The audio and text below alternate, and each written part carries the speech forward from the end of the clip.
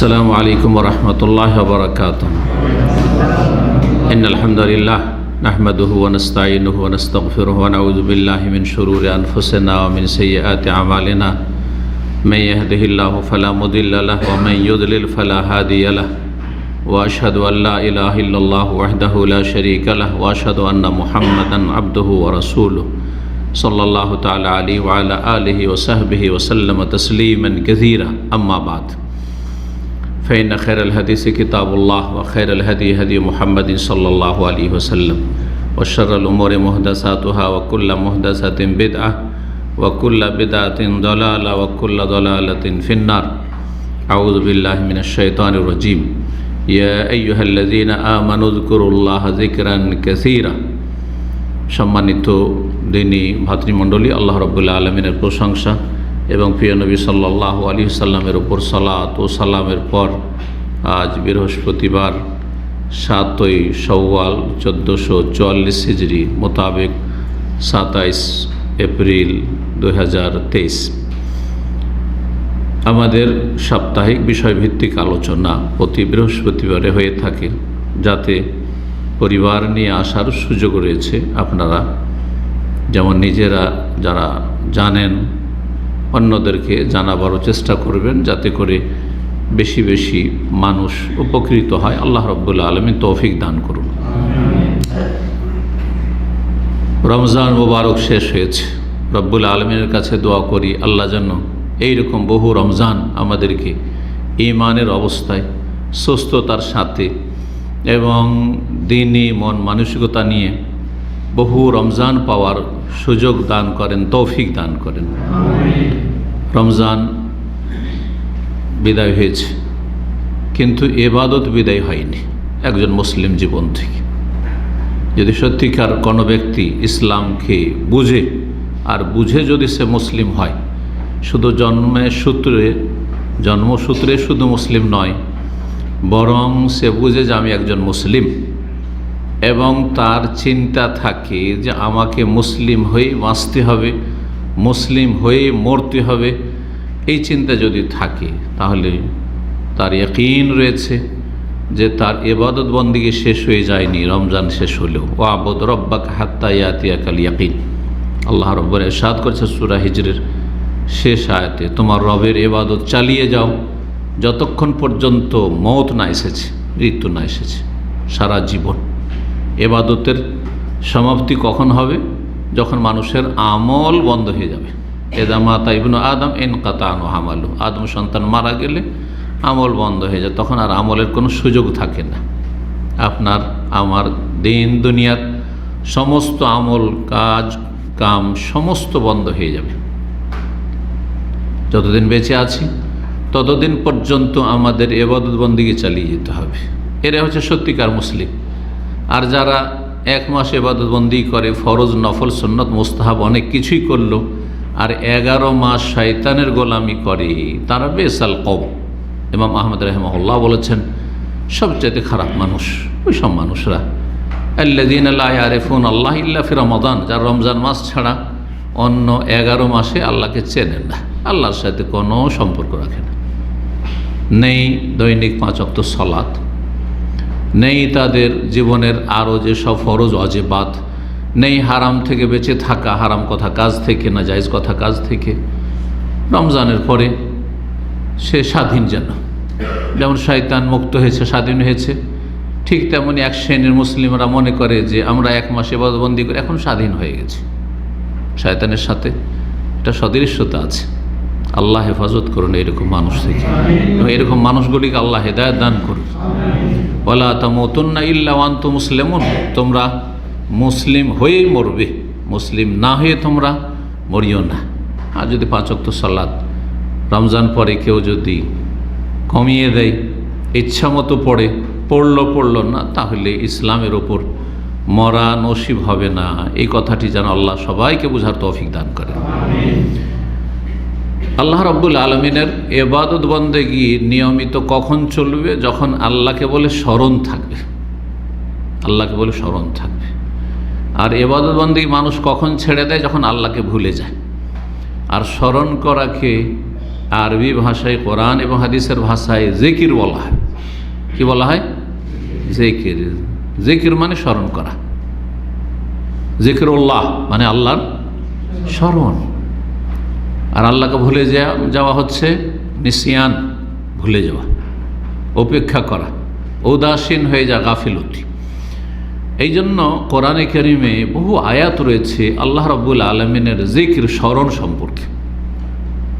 জিকির মানে যেমন স্মরণ হয়, কাউকে স্মরণ করা। আপনি কোনো মানুষকে স্মরণ করছেন, সেই ক্ষেত্রে আরবি ভাষায় কথা বললে জিকির শব্দটি বলতে আপনাকে, আনা আযকুরু কাকে জিরান, আপনাকে খুব মনে পড়ে, খুব স্মরণ করি। আল্লাহ কোরআনের ভাষায় এই কথাই বলেছেন। জি, সূরা আহজাব আয়াত নম্বর 41 আল্লাহ ইরশাদ করেছেন, ইয়া আইয়ুহাল্লাযীনা আমানু যকুরুল্লাহ যিকরান কাসীরা। হে ঈমানদার মুমিনগণ, তোমরা উযকুরুল্লাহ, আল্লাহকে স্মরণ করো, আল্লাহর জিকির করো, যিকরান কাসীরা, অনেক বেশি বেশি বেশি। একমাত্র একটি ইবাদত জিকির, যে গুরুত্বপূর্ণ একটি ইবাদত, এবং জিকিরের একটি বৈশিষ্ট্য হচ্ছে যে একমাত্র আল্লাহর জিকির সম্পর্কেই কোরআনে এই কথা বলা হয়েছে যে খুব বেশি বেশি আল্লাহর জিকির করো, বেশি বেশি আল্লাহকে স্মরণ করো। অন্য কোনো ইবাদত সম্পর্কে কিন্তু কাসীর, অনেক বেশি কথা পাবেন না। কি পাবেন? অনেক ভালো পাবেন। লিয়াবলুয়াকুম আইয়ুকুম আহসানু আমালা, সূরা মুলক আল্লাহ বলছেন, আল্লাহ তোমাদের পরীক্ষা করতে চান তোমাদের মধ্যে কে কত বেশি ভালো আমল করে। হ্যাঁ, বেশি পরিমাণ আমল করে, এই কথা বলা হয়নি। তাহলে সলাতের ক্ষেত্রে, 5 ওয়াক্ত নামাজের ক্ষেত্রে, অথবা সুন্নতের ক্ষেত্রে, নফলের ক্ষেত্রে এই কথা বলে যে বেশি বেশি নামাজ পড়ে, সিয়ামের ক্ষেত্রে, রোজার ক্ষেত্রে যে বেশি বেশি রোজা রাখে, যে বেশি বেশি হজ করে, বেশি বেশি উমরা করে, এই কথা বলা হয়নি। কিন্তু আল্লাহর জিকির সম্পর্কে কি বলা হয়েছে? উযকুরুল্লাহ যিকরান কাসীরা, আল্লাহকে স্মরণ করো, আল্লাহর জিকির করো খুব বেশি বেশি। আরেকটি আয়াত রয়েছে, ওয়াযাকিরিন আল্লাহ কাসীরা ওয়াযাকিরাত ওয়াযাকিরিন আল্লাহ কাসীরা, আর যেসব পুরুষরা আর নারীরা আল্লাহকে বেশি বেশি স্মরণ করে, আল্লাহর জিকির করে, আ'আদাল্লাহু লাহুম মাগফিরাতান, আল্লাহ তাদের জন্য তার পক্ষ থেকে ক্ষমা প্রস্তুত রেখেছেন, মাগফিরাতান ওয়া আজরান আযীমা, মহাপুরস্কার আল্লাহ প্রস্তুত রেখেছেন। তাহলে কোরআনের এই দুটো আয়াতে কি বলা হয়েছে? বেশি বেশি জিকির আজকার কথা বলা হয়েছে, অন্য ইবাদত সম্পর্কে তা পাওয়া যায় না। জিকিরের বিপরীত হচ্ছে তাহলে ভুলে যাওয়া।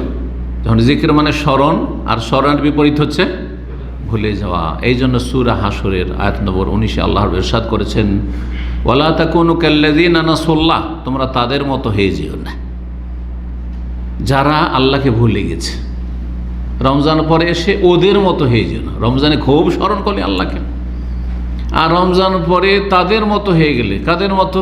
ইহুদি খ্রিস্টানদের মতো, হিন্দুদের মতো, অমুসলিম কাফেরদের মতো, যারা আল্লাহ পরকালে বিশ্বাসী নয়, যখন জান্নাত জাহান্নামে বিশ্বাসী নয়, হিসাব নিকাশে বিশ্বাসী নয়, সাজা শাস্তি নিয়ামতে বিশ্বাসী নয়, পারলৌকিক জীবন, মরণের পরে যে স্থায়ী জীবন রয়েছে তাতে তারা বিশ্বাসী নয়। সুতরাং তার জন্য তাদের কার্যক্রমও নেই, কর্মসূচিও নেই। কিন্তু আপনি তো একজন মুসলিম, আপনার তো বিশ্বাস আছে যে আমার আসল জীবন তো মরার পরই শুরু হবে। এই জীবন তো জানা নেই যে কখন শেষ হয়ে যায়, এখনই শেষ। কিন্তু ওই জীবন তো শেষ হবে না কোনো দিন।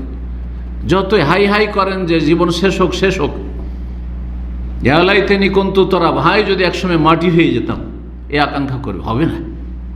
লা ইয়ামুতু ফিহা ওয়ালা ইয়াহ্যা, সেখানে কোনো মওত থাকবে না, মরণ থাকবে না। সারা জীবন জীবন আর জীবন, সেটা সে জাহান্নামের জীবন অথবা জান্নাতের জীবন। খুলুদুন ফালা মওত, সেখানে চিরস্থায়ী কোনো মরণ নেই সেখানে।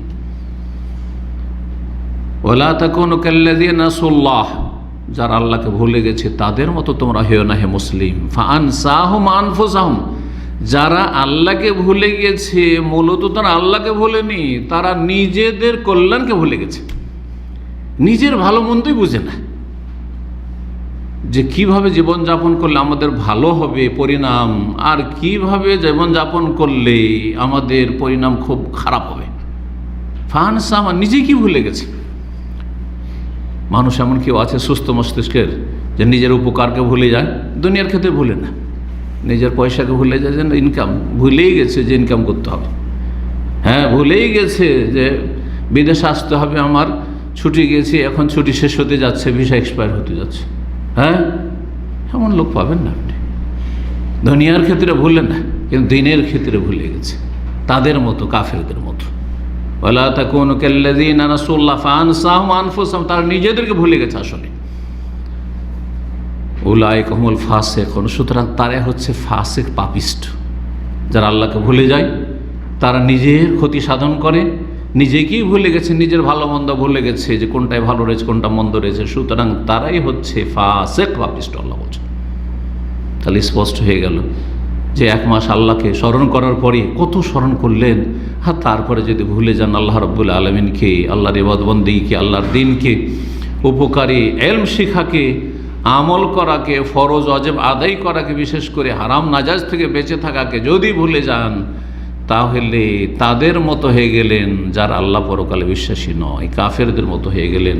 সুতরাং আপনাদের নাম হয়ে যাবে তখন উলাইকা হুমুল ফাসিকুন, আপনার পাপিষ্ঠ, ফাসিক। আল্লাহ বুঝার, আমল করার তৌফিক দান করেন। আল্লাহ রাব্বুল আলামিনের জিকির সম্পর্কে আজকের বিষয়বস্তু ভূমিকাতে এতগুলি কথা বলে ফেললাম, কারণ সময়টাই এমন যে এই সময় এই কথাগুলি অত্যন্ত জরুরি হতে পারে। কার অন্তরে কথাগুলি নেমে আসবে, যার ফলে তাদের হেদায়েত নসিব হবে, অথবা হেদায়েতের ওপর অটল থাকবে, এবং এই ক্ষেত্রে তার জন্য আমার কথাগুলি হয়তো সহযোগী হবে। আল্লাহ রাব্বুল আলামিন আমাদের সকলকে যেন হেদায়েতের উপর কায়েম রাখেন, প্রতিষ্ঠিত রাখেন, আল্লাহ রাব্বুল অটলতা দান করেন। সূরা বাকারা আয়াত নম্বর 152-তে আল্লাহ ইরশাদ করেছেন, ফাযকুরুনি আযকুরকুম, আমাকে স্মরণ করো তাহলে আমি তোমাদেরকে স্মরণ করব। আল্লাহকে স্মরণ করলে সুবহানাল্লাহ, আল্লাহ স্মরণ করবেন, এটা নিশ্চিত। কিন্তু দুনিয়ার বড়দেরকে স্মরণ করলেও বড়রা ছোটকে স্মরণ করে না। যার সাথে আপনার স্বার্থ জড়িত আছে, অপর মহল ধরেন, সে নেতৃত্বের ক্ষেত্রে হোক, ক্ষমতার ক্ষেত্রে হোক, আর প্রভাবের ক্ষেত্রে হোক, বিদ্যা বুদ্ধির ক্ষেত্রে হোক, আর তারপরে আপনার তাদের যে সব সাবজেক্টগুলি রয়েছে সেগুলির ক্ষেত্রে হোক, অথবা পয়সার ক্ষেত্রে হোক, আমাদের ওপরে যারা আছে, আমরা নিজের বিভিন্ন দুনিয়ার গরজ হাসিলের জন্য তাদেরকে স্মরণ করি, তাই না? এটা অফিসে আমার কাজ নিতে হবে, তাদেরকে স্মরণ করি, তাদের স্মরণাপন্ন হয় আমরা। হ্যাঁ, আমাদের টাকা পয়সা, দুনিয়া রোজগার দরকার, সুতরাং হ্যাঁ তাদের হাতে চাবিকাঠি আছে, চাকরি দেওয়া নেওয়া ইত্যাদি, সুতরাং তাদেরকে আমরা স্মরণ করি। কিন্তু তাদেরকে স্মরণ করলেই যে আপনাকে স্মরণ করবেন না, তার যদি গরজ না থাকে তো মানুষের স্বভাব হচ্ছে আপনাকে ভুলে যাবে, আপনাকে ভুলে যাবে, যেন চিনেই না, চিনেই না। যতক্ষণ গরজ আছে জি হুজুরির শেষ নেই, কিন্তু গরজ যখন শেষ হয়ে যায় তখন মানুষ মানুষকে চেনেন না। পক্ষান্তর রব্বুল আলামিন কি বলছেন? ফাযকুরুনি, তোমরা আমাকে স্মরণ করো, আমার জিকির করো, আযকুরকুম, তোমাদেরকে আমিও স্মরণ করব। আল্লাহ, কত বড় ফায়দা তাহলে জিকিরের, চিন্তা করুন আপনি। তো জিকির সম্পর্কে আয়াত আর হাদিস না বলে আর একটি আয়াত বলা অত্যন্ত জরুরি মনে করছি। সূরা তাহার আয়াত 124, আল্লাহ বলছেন, ওমান আরাযা আন যিকরি, যারা আমার স্মরণ থেকে মুখ ফিরিয়ে নেয়। রমজান পরে কেউ যদি গাফিল হয়ে যায়, ফরজ ওয়াজিব ছেড়ে দেয়, হারামে ডুবে যায়, তাহলে সে যেন আল্লাহর স্মরণ থেকে কি করেছে? মুখ ফিরিয়ে নিয়েছে, এরাজ করেছে, বিমুখ হয়েছে। ওমান আরাযা আন যিকরি, আমার স্মরণ থেকে কেউ যদি মুখ ফিরিয়ে নেয়। আল্লাহর জিকির হচ্ছে উপকারী জ্ঞান, আল ইলমুন নাফি, কোরআন। সুতরাং কোরআন থেকে কেউ যদি মুখ ফিরিয়ে নেয়, আল্লাহর জিকির হচ্ছে রাসূলুল্লাহ সাল্লাল্লাহু আলাইহি ওয়াসাল্লামের হাদিস, ওহী, দুটোই ওহী। আল্লাহর জিকির হচ্ছে দ্বীনের জ্ঞান, আল্লাহর জিকির হচ্ছে আল্লাহর ইবাদত বন্দেগী। আমান আরাযা আন যিকরি, আল্লাহর ইবাদত বন্দেগী থেকে, ইলম হাসিল করা থেকে, আমল করা থেকে, বিশেষ করে ফরজ ওয়াজিব আমল যদি কেউ মুখ ফিরিয়ে নেয়, ফাইন্না লাহু মাঈশাতান দানকা, তাহলে তার জীবনটা হবে বড়ই অশান্তির জীবন, সংকুচিত জীবন, অশান্তির জীবন। যদি দুই দিক থেকে চেপে ধরে, কত অশান্তিতে আছেন আপনি। ভিড় ভাড়ের সময় কখন যে মুক্ত হবে, যখন ভিড়ে কোথাও ফেসে গেছে। যারা হজ করেছেন ভিড় ভাড়ের সময় আর ভিড়ে ফেসেছে, তারাই বোঝেন, আমরা জানি ওগুলো, যে এখান থেকে বেঁচে ফিরবো কিনা আল্লাহ ভালো জানে, এরকমও পরিস্থিতি হয়েছে। তো এইরকম হচ্ছে অশান্তির জীবন। মানুষ যখন অশান্তিতে থাকে, বিশাল অট্টালিকা, বিশাল বাড়িতে বাস করেও যদি স্বামী স্ত্রীতে শান্তি না থাকে, বাপ মায়ের শান্তি না থাকে, ভাই বোনদের সাথে সুখ শান্তি সুসম্পর্ক না থাকে, তো যেন সে আযাব শাস্তিতে রয়েছে। ওমান আরাযা আন যিকরি, যারা আল্লাহর স্মরণ থেকে মুখ ফিরিয়ে নেয়, ফাইন্না লাহু মাঈশাতান দানকা, তাদের জীবনটা হচ্ছে অশান্তির জীবন। দুনিয়া হচ্ছে অশান্তির, যে কয়েক বছর বাঁচল বড় অশান্তির জীবন। কারণ রূহকে আহার দেয় না, আত্মাকে আহার দেয় না, ও শরীরকে খাওয়াচ্ছে, খুব খাওয়াচ্ছে, কিন্তু আত্মার আহার হচ্ছে ইবাদত বন্দেগী, আল্লাহর সাথে সম্পৃক্ততা, আল্লাহ মা আল্লাহ, আল্লাহর সাথে সম্পর্কিত হওয়া। আল্লাহর সাথে তার সম্পর্ক, তার মালিকের সাথে সম্পর্ক নেই। সুতরাং রূহ অনাহারে রয়েছে, রূহ বড় কষ্টে রয়েছে। ফাইন্না লাহু মাঈশাতান দানকা, সেই জন্য তার অশান্তি রয়েছে।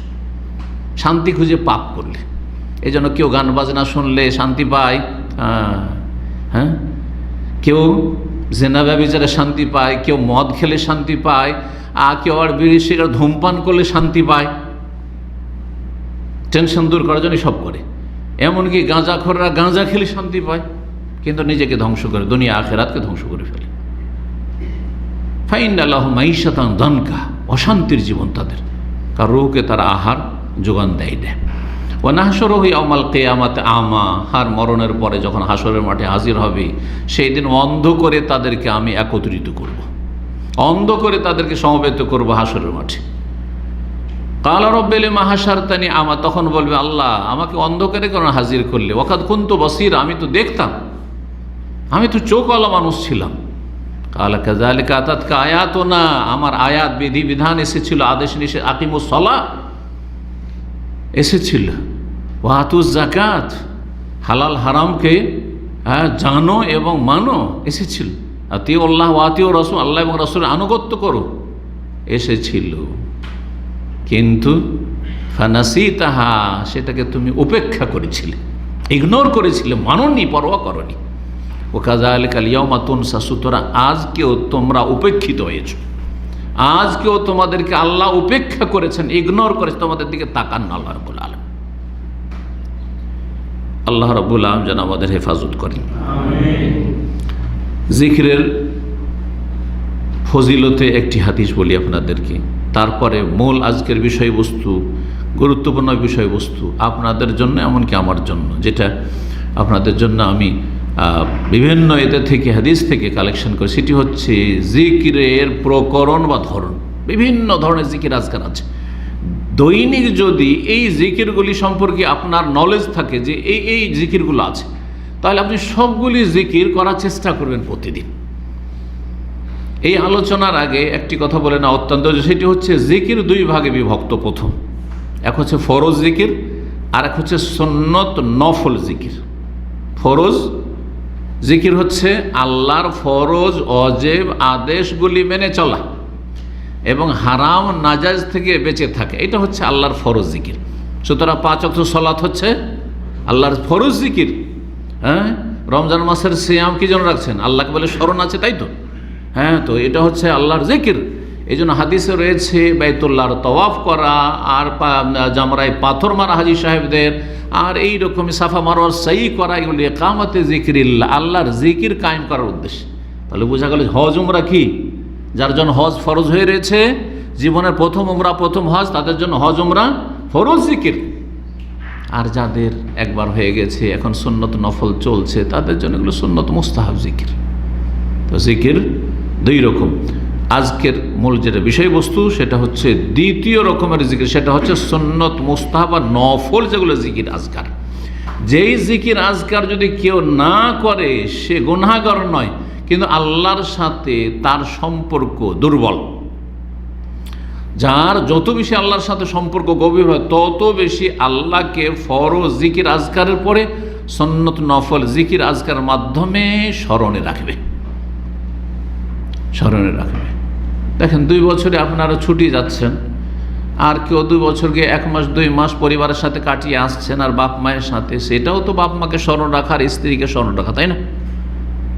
কিন্তু কেউ পরিবার নিয়ে সবসময় থাকছে, পার্মানেন্ট থাকছে, দুটোতে পার্থক্য নেই? কত পার্থক্য! হ্যাঁ, যদিও সেটা জরুরি নয়, রুজি রোজগারের তাগিদে আপনি বিদেশ আসছেন, সেই ক্ষেত্রে ছাড় আছে। কিন্তু একজন মানুষ যদি সব সময় কারো কাছে থাকে, সব সময় বাপ মায়ের কাছে আছে, আর কেউ দূরে আছেন, মাঝে মধ্যে খোঁজ খবর নিচ্ছেন, দুটোতে পার্থক্য আছে। আর তার মধ্যে একটা স্তর হচ্ছে জরুরি, আর একটা হচ্ছে জরুরি নয় কিন্তু ভালো। সবসময় বাপ মায়ের কাছে থাকা জরুরি নয়, কিন্তু কেউ যদি থাকতে পারে তাহলে কত ভালো, চিন্তা করুন। এই উদাহরণ যদি আমরা বুঝতে পারি তাহলে রব্বুল আলমিনের সাথে সম্পর্কের ক্ষেত্রে ওইটাই মনে রাখবেন। তারপর আরেকটি কথা মনে রাখবেন, যার সুন্নত নফল জিকির আজকার যত বেশি এবং যত ভালো কোয়ালিটির, তত বেশি সে ফরজ অজেব জিকিরের ক্ষেত্রে যত্নবান। যে যত বেশি সুন্নত নফল জিকিরকে বাড়াবে, তত বেশি সে ফরজের ক্ষেত্রে কি হবে, আরও সজাগ হবে।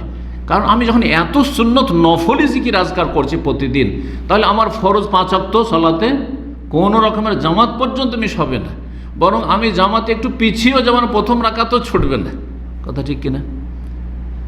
যেমন যেই ব্যক্তি সওয়ালের 6টা রোজাও রাখে, আরাফার রোজা রাখে, মহরমেরও রোজা রাখে, মাসে 3টে করে রাখে, এমনকি সোমবার বৃহস্পতিবার অনেকে রাখে, তার পক্ষে কি আপনার চিন্তা করতে পারেন সে রমজানের ফরজ রোজা ছেড়ে দেবে?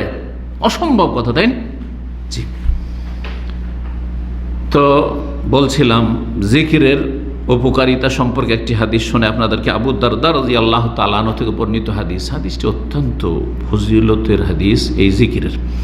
কালান নবী সাল্লাল্লাহু আলাইহি ওয়াসাল্লাম, তিনি বলছেন যে নবী সাল্লাল্লাহু আলাইহি ওয়াসাল্লাম বলেছেন, আলা উনাব্বিউকুম বিখাইরি আমালিকুম, তোমাদেরকে কি বলে দেব না সবচাইতে ভালো আমল সম্পর্কে। তাহলে জিকিরের একটি ফজিলত যে সবচাইতে ভালো আমল হচ্ছে জিকির। এবং এখানে আরেকটি কথা আমি অ্যাড করি, তা হচ্ছে জিকির সবচাইতে হালকা আমল। যে কোনো আমল করেন আপনি, শরীর কিছুটা হইলেও ধীরে ধীরে ক্লান্ত হবে, ধীরে ধীরে ক্লান্ত হবে। কিন্তু জবানে সারা দিন যদি সব সময় জিকির আজকার করেন, এই জিহ্বা এক আল্লাহর এত বড় নিয়ামত যে কখনো জিহ্বা ক্লান্ত হবে না। চোখ দেখতে দেখতে ক্লান্ত হয়ে যাবে, দাঁড়িয়ে থাকতে থাকতে ক্লান্ত, রুকু সেজদাতে ক্লান্ত, তাই না? হ্যাঁ, রোজা রেখে ক্লান্ত পরিশ্রান্ত হয়ে গেছেন, হজ উমরা করে শরীর ভেঙে পড়েছে, আর চলতে পারছেন না। যে কোনো ইবাদতবন্দি করেন না কেন, কিন্তু জিকির আজকার করে কেউ বলবে যে আমার জিহ্বাটা আজকে ক্লান্ত হয়ে গেছে, আর কথা বলতে পারছে না। কিন্তু আমরা একটা ভাষা বলি যে আর কথা বলতে ভালো লাগছে না, ওইটা মানসিক ব্যাপার, মানে এত কথাবার্তা বলেছে যে আর বেশি কথাবার্তা বিরক্তিকর লাগছে, এটা দিমাগ ক্লান্ত হয়েছে আমার, কিন্তু জিহ্বা ক্লান্ত হয়নি।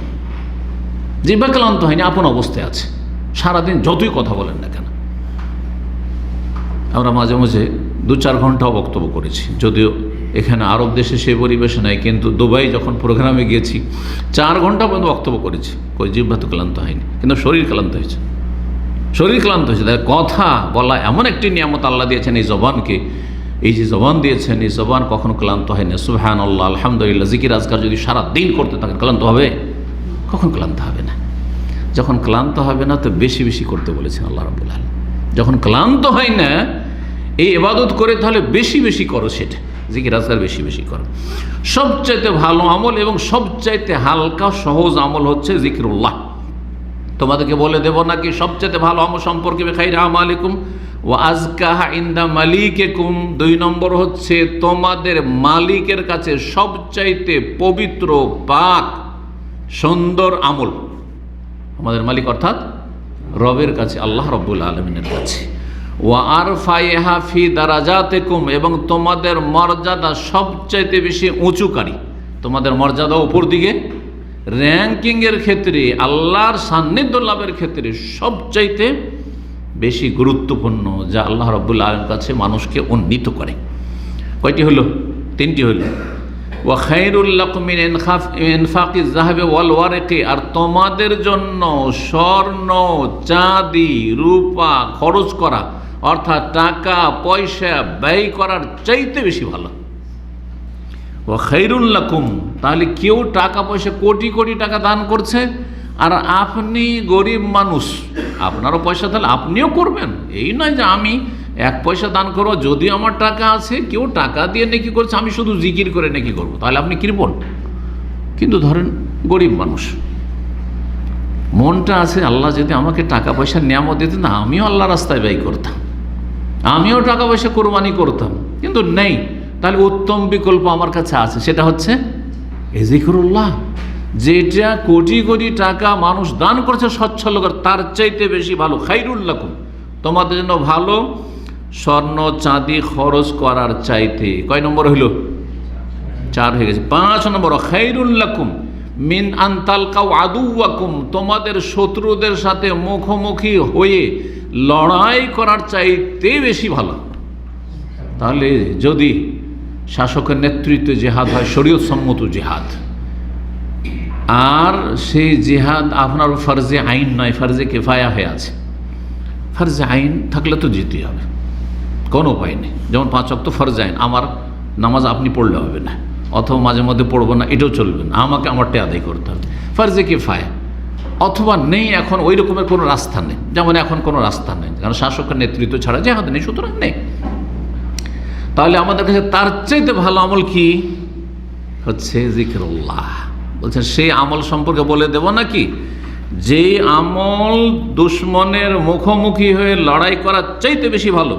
ফাতাদারিব, এমন লড়াই, ফাতাদারিব আনা কাহম, তাদের গর্দন তোমরা উড়াচ্ছ। এই নয় যে শুধু একটু মুখোমুখি হইলো কিন্তু এমন কিছু হলো না, কেউ হতাহত হলো না দুই পক্ষের, তাদের গর্দন তোমরা উড়াচ্ছ। ওয়াজরেবু আনা কাকুম, তোমাদের গর্দন তারা উড়িয়ে দিচ্ছে। বহু লোক তোমাদের মধ্যে শহীদ হচ্ছে, আর তারাও জাহান্নামে পৌঁছেছে নিহত হয়ে। তার চাইতে ভালো আমল তোমাদেরকে বলে দেব নাকি? সাহাবীরা বলেন, বালা ইয়া রাসূলুল্লাহ, অবশ্যই বলে দেন। এত সুন্দর আমল বলবেন না কেন? কালা, রাসূলুল্লাহ বলেন, জিকরুল্লাহ তাআলা, মহান আল্লাহর জিকির, মহান আল্লাহর জিকির। আবার কথাগুলি একটু আমরা পুনরায় রিপিট করি। খাইরু আমাল, সবচাইতে ভালো আমল। 2 নম্বর হচ্ছে আজকা ইনদা মালিকুকুম, আল্লাহর কাছে সবচাইতে পবিত্র আমল। 3 নম্বর হচ্ছে ওয়ারফায়া ফি দারাজাতিকুম, তোমাদের মর্যাদা সবচেয়ে বেশি উঁচা করবে। 4 নম্বর হচ্ছে ওয়া খাইরুল লাকুম মিন ইনফাকিজ যাহাবি ওয়াল ওয়ারিক, স্বর্ণ চাঁদি দান করা, ব্যয় করা চাইতে বেশি উৎকৃষ্ট। 5 নম্বর হচ্ছে ওয়া খাইরুল লাকুম মিন আন তালকাউ আদুওয়াকুম, হ্যাঁ, তোমাদের শত্রুদের মুখোমুখি লড়াই করা চাইতে বেশি উৎকৃষ্ট। তা হচ্ছে জিকরুল্লাহ তাআলা, যে জিকিরে পয়সাও লাগে না, শ্রমও লাগে না, কষ্টও লাগে না, কোনো কষ্ট লাগে না, মানসিক শারীরিক কষ্ট লাগে না, বরং আরও মানসিক শারীরিক ফায়দা হয়। আলা বিযিকরিল্লাহি তাতমাইন্নুল কুলুব, আল্লাহর জিকিরে মনে শান্তি নেমে আসে। যত অশান্তি থাকে না কেন, বেশি বেশি আল্লাহকে স্মরণ করেন, মন লাগিয়ে স্মরণ করেন, কিছুক্ষণ পরে আপনার মানসিক শান্তি চলে আসবে, মানসিক শান্তি চলে আসবে, আল্লাহর রহমত বর্ষণ হবে। জি, মুসনাদ আহমদের হাদিস, তিরমিজি, ইবনে মাজাহ, মুস্তাদরাক হাকিমের হাদিস। হাদিসটিকে আল্লামা আলবানী রাহিমাহুল্লাহ সহিহুল জামি 2629 সহি বলেছেন। এখন যে বিষয়টি আলোচনা করব তা হচ্ছে জিকিরের প্রকরণ। কোরআন এবং হাদিসের বিভিন্ন দলিলগুলি তলাশ করে দেখলাম যে 10-এর মতো বা তারও বেশি, আমার এলেমে এখন পর্যন্ত 10 রকমের জিকির এসছে। কয় রকমের জিকির করেন যদি আপনাদের জিকির বলা হয় তো? 10 রকমের জিকির। আমি বলে যাই সংক্ষেপে, প্রত্যেকটার দলিল জানি না সময় সাথ দিলে বলতে পারবো, আর না হলে ইনশাআল্লাহ তাআলা দলিলগুলিকে সংক্ষেপ করব, কমপক্ষে একটি করে দলিল দেওয়ার চেষ্টা করব। প্রথম জিকির হচ্ছে তাহলিল। তাহলিল কাকে বলে? তাহলিল, তসবিহ তাহলিল আমাদের দেশের লোকেরা বলে না। তাহলিল মানে হচ্ছে হাল্লাল্লাহ ইউহাল্লালু, মানে লা ইলাহা ইল্লাল্লাহ বলা। কিসের জিকির? লা ইলাহা ইল্লাল্লাহর জিকির। হ্যাঁ, শুধু ইল্লাল্লাহর জিকির নয়, বেদাতি জিকির।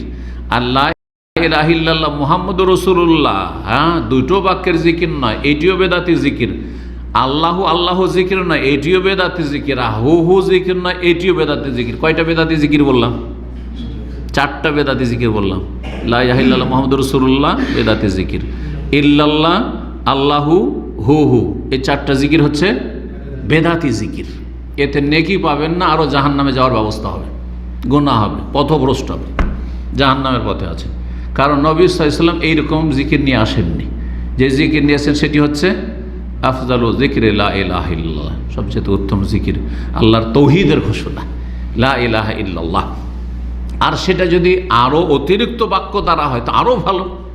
সর্বনিম্ন হলো লা ইলাহা ইল্লাল্লাহ, কিন্তু অতিরিক্ত বাক্য আপনার পক্ষ থেকে মুহাম্মদ রাসূলুল্লাহ বাড়াইলে হবে না। কারণ জিকির হচ্ছে কার? উযকুরুল্লাহ, আল্লাহর জিকির, রাসূলের জিকির নয়। সুতরাং এই কথাটি যদি মনে থাকে তাহলে আর কেউ বিভ্রান্ত করতে পারবে না। তাহলে আল্লাহর জিকিরে অতিরিক্ত আর কি বাড়াইতে পারবেন এই তাহলিলে? সেটা হচ্ছে লা ইলাহা ইল্লাল্লাহু ওয়াহদাহু লা শারীকা লাহু লাহুল মুলকু ওয়া লাহুল হামদু ওয়া হুয়া আলা কুল্লি শাইইন কাদির, বা লা ইলাহা ইল্লাল্লাহু ওয়াহদাহু লা শারীকা লাহু লাহুল মুলকু ওয়া লাহুল হামদু ইউহয়ি ওয়া ইউমীতু ওয়া হুয়া আলা কুল্লি শাইইন কাদির ওয়া হুয়া হাইয়্যুন লা ইয়ামুত ওয়া হুয়া আলা কুল্লি শাইইন কাদির। এইসব বাক্যগুলি যেগুলি হাদিসে এসছে বিভিন্ন সময়ের জিকির সম্পর্কে। তাহলে এই লা ইলাহা ইল্লাল্লাহর জিকির বা কালেমা তাওহীদের জিকিরের ফজিলতে একটি হাদিস শোনায়। আবু হুরায়রা রাদিয়াল্লাহু তাআলা হতে বর্ণিত, রাসূলুল্লাহ বলছেন, মান ক্বালা লা ইলাহা ইল্লাল্লাহু ওয়াহদাহু, যে বলবে লা ইলাহা ইল্লাল্লাহ, আল্লাহ ছাড়া কোনো সত্য মাবুদ নেই, এতটা জিকির হয়ে গেল আপনার। কিন্তু যদি আরও ওয়াহদাহু, যিনি একক, লা শারিকা, যার কোনো শরীক নেই, লাহুল মুলকু, সার্বভৌমত্ব, সমস্ত রাজত্ব তাঁর, ওয়া লাহুল হামদু, সমস্ত প্রশংসা তাঁর, ওয়া হুয়া আলা কুল্লি শাইইন কাদির, তিনি সব কিছুর ওপর ক্ষমতাবান, তা ফি ইয়াউমিন মিয়াত মাররা, প্রতিদিন যদি বা যে কোনো দিনে যদি কতবার বলে? 100 বার করে বলে। কান আল ফজিলতগুলি শুনি, কান আল আদুল আশরে রেকাব, সে যেন 10টি গোলাম স্বাধীন করল। 10 জন কৃতদাস স্বাধীন করার নেকি, কত নেকি আল্লাহ ভালো জানেন। ও কোতেবাত লাহু মিয়াত হাসানা, 100 নেকি লিখা হইল। ও মহিয়াত আনহু মিয়াত সাইয়্যা, 100টি গুনাহ মাফ করা হইল। ওয়াকানাত লাহু হিরজা মিনাশ শায়তান ইয়াওমাহু যালিকা, সেই দিনটা শয়তান থেকে সে হেফাজতে থাকলো, জিন শয়তান কোনো ক্ষতি করতে পারবে না। আপনি কালেমা তাওহীদ 100 বার করে পড়েছেন, আর জিন শয়তান আপনাকে গোমরা করে জাহান্নামের পথে নিয়ে চলে যাবে, আপনাকে কোনো পাপে ডুবিয়ে দেবে, করতে পারবে না। খুশি হবে বা আপনার শারীরিক মানসিক ক্ষতি করতে পারবে, আপনার পরিবারের ক্ষতি করতে পারবে। যেমন জিন শয়তান আক্রমণ করে অনেক সময়, জিন শয়তান অনিষ্ট থেকে, তাহলে সার্বিক দিনই অনিষ্ট, ধর্মীয় অনিষ্ট, আর শারীরিক মানসিক পার্থিব অনিষ্ট থেকে আপনি সুরক্ষিত থাকবেন। এই যদি জিকির 100 বার করে করেন, একবার করলে হাত্তা ইউমসা, সন্ধ্যা পর্যন্ত, সারাদিন আপনি কি থাকলেন? হেফাজত হলেন। ওয়ালাম ইয়াতি আহাদুন আফদাল মিম্মা জাআ বিহি, এই 100 বার কেউ যদি পড়েন, 100 বার পড়তে কয় মিনিট লাগবে? কোনোদিন হিসাব করেছেন কেউ? কয় মিনিট? 15 মিনিট। আর কেউ? 10 মিনিট। পরীক্ষা করেন না আন্দাজের উপর বলছেন? 6.5 থেকে 7 মিনিট হয়ে যাবে ইনশাআল্লাহ। লা ইলাহা ইল্লাল্লাহু ওয়াহদাহু লা শারীকা লাহু লাহুল মুলকু ওয়া লাহুল হামদু ওয়া হুয়া আলা কুল্লি শাইইন কাদির। হ্যাঁ, উচ্চারণ স্পষ্ট করে এরকম। তবে যারা হয়তো উচ্চারণ একটু দেরি করেন অথবা আস্তে আস্তে পড়েন, পার্থক্য হইতে পারে। কিন্তু এতটা সময় ব্যয় করতে পারেন না? পারি, কিন্তু আসলে মন মেজাজের ব্যাপার, স্মরণ রাখার ব্যাপার। হ্যাঁ, আল্লাহ যেন তৌফিক দান করেন। এর চাইতে ভালো আমল নিয়ে আল্লাহর কাছে কেউ হাজির হতে পারবেন না। তবে ইল্লা আহাদন, কোন ব্যক্তি, আমেলা আকসারা মিন, এর চাইতে বেশি যদি করে, এই 100 করেছে, ও 150, 200 করেছে, 500 করেছে, তাহলে সে বেশি নিয়ে আসতে পারবে। জি, সহিহ বুখারী মুসলিমের হাদিস। 2 নম্বর বা দ্বিতীয় প্রকারের জিকির হচ্ছে তাসবিহ। তাসবিহ মানে আল্লাহর পবিত্রতা ঘোষণা করা, সুবহানাল্লাহ বলা। কে বললো সুবহানাল্লাহ? ইলাহা, শুধু সুবহানাল্লাহ। তাসবিহ মানে হচ্ছে শুধু সুবহানাল্লাহ, এটা হচ্ছে তাসবিহ। সে সুবহানাল্লাহি ওয়া বিহামদিহি বলেন, আরও বেশি হইল সুবহানাল্লাহিল আযীম বলেন, সুবহানাল্লাহি ওয়া বিহামদিহি আদাদা খালকি, আরও বেশি সুবহানাল্লাহি ওয়া বিহামদিহি ইসমাইল আযম, ইত্যাদি ইত্যাদি। কিন্তু শুধু সুবহানাল্লাহ বলে আল্লাহর পবিত্রতা ঘোষণা করছি, আল্লাহ সমস্ত দোষ ত্রুটি ঘাটতি থেকে মুক্ত, এটা আমি ঘোষণা করছি। তো কেউ যদি তাসবিহ করে, এর অনেক ফজিলত রয়েছে, আর এর ফজিলত অনেক হাদিস রয়েছে। শুধু একটি হাদিস বললি, সহিহ বুখারীর সর্বশেষ হাদিস। কে বলতে পারে সহিহ বুখারীতে সর্বশেষ হাদিস কি?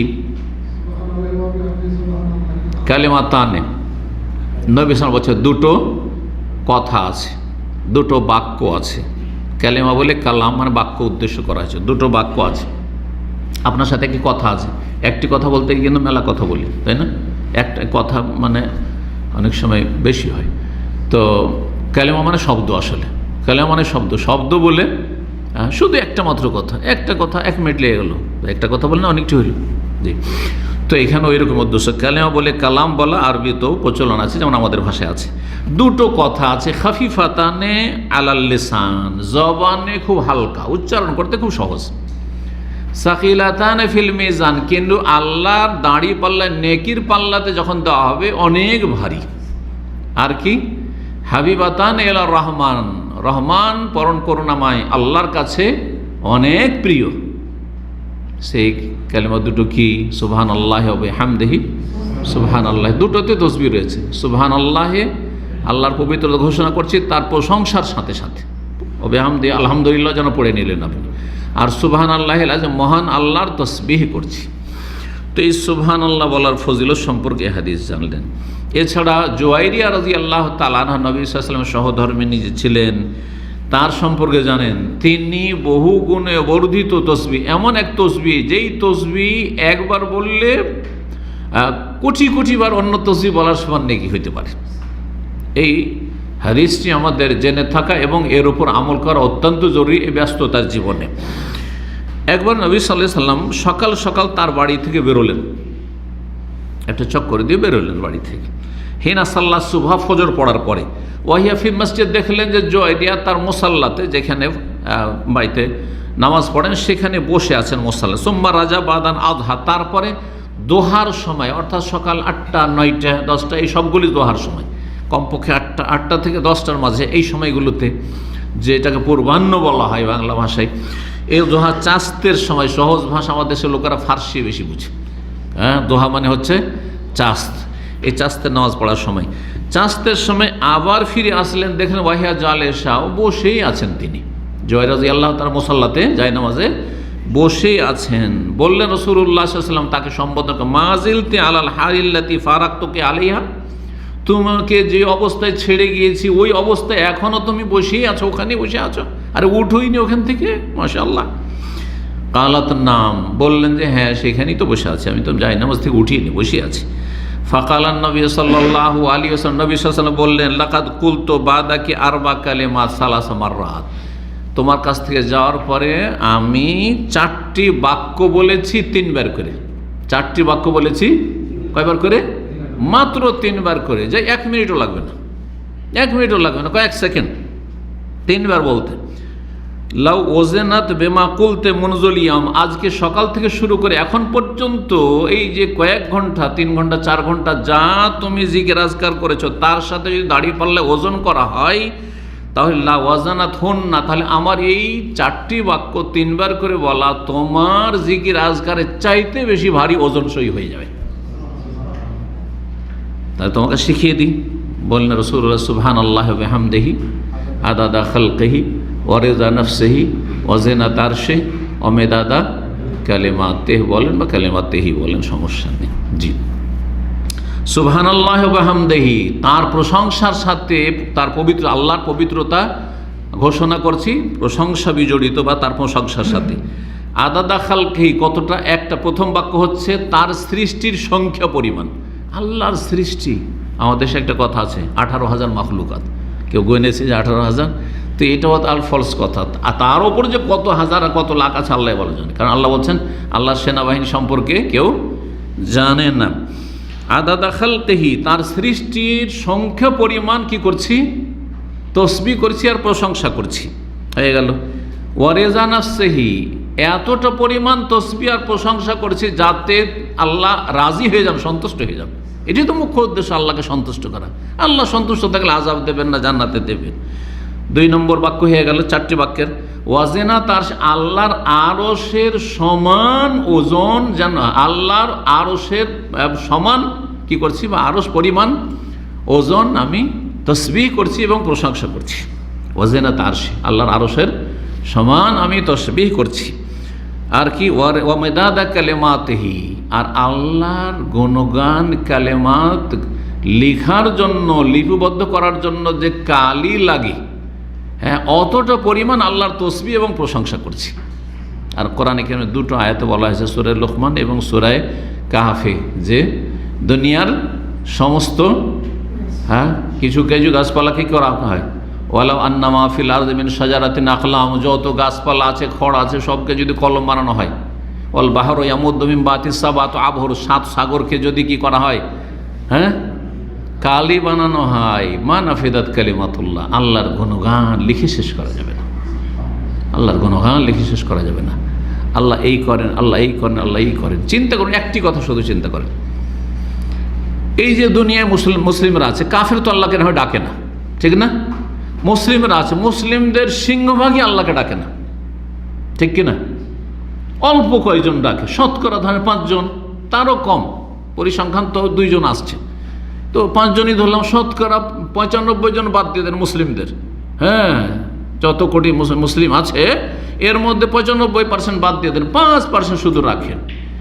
এরা যে আল্লাহর কাছে দোয়া করছে, তার মধ্যে কত দোয়া আল্লাহর কাছে একসাথে উঠছে, কত দরখাস্ত হচ্ছে বলেন তো, কত দরখাস্ত আল্লাহর কাছে পড়ছে, আর কত রকমের দরখাস্ত, আর এক একজনের পক্ষ থেকে কত রকমের যে আরজি আর দরখাস্ত আল্লাহর সামনে যাচ্ছে, আবার কত ভাষা দিয়ে যাচ্ছে। এক ভাষাতে কি, আরবি দিয়ে শুধু না বাংলা দিয়ে শুধু, দুনিয়ায় কত ভাষায় মুসলিম আছে, আর সবাই কিন্তু আল্লাহর কাছে দোয়া করছে, আর সবার দোয়াগুলি আল্লাহ শুনছেন, একটি কথার আরেকটির সাথে সাথে পার্থক্য করছেন। আমার কানে এদিক থেকে যদি একজন প্রশ্ন করেন, এদিক থেকে প্রশ্ন করেন, কোনোটাই শুনতে পাবো না, কোনোটাই উত্তর দিতে পারবো না। কত দুর্বল আমি তাহলে, চিন্তা করেছেন কোনোদিন এই কথাটি? কিন্তু আল্লাহর কাছে এই কথাগুলি কত ভাষায় পৌঁছেছে, আর কত সংখ্যায় লোক আল্লাহকে ডাকছে আর আল্লাহর কাছে দরখাস্ত করছে। হ্যাঁ, আর কত রকমের দরখাস্ত যাচ্ছে একসাথে, আর সবগুলির দরখাস্ত শুনছেন। কোনটি দোয়া কবুল করা হবে, কোনটি কবুল করা হবে না, কাঠটা আগে কাঠটা পরে, সাথে সাথে সবার আলহামদুলিল্লাহ গরজ পুরা হচ্ছে না, হচ্ছে না? হ্যাঁ, যারা সত্যিকার হালাল রুজি খেয়ে আর তৌহিদ সুন্নাহ ভিত্তিক দোয়া করেন, তারা নিজে পরীক্ষা করেছেন, আমার লাইফ, আমার দোয়া কবুল হয়েছে। আমার যে 2-4-10টা না কবুল হয়ে থাকে, তো আমার শত শত হাজার হাজার দোয়া কবুল হয়েছে। বরং 2-4-10টা কবুল হয়নি, কিন্তু বিনা দোয়াতে আল্লাহ এমন কিছু দিয়েছেন যেগুলো আমি নিজেই কল্পনা করিনি, এগুলো দোয়াই করিনি, আল্লাহ না চেয়েই দিয়েছে।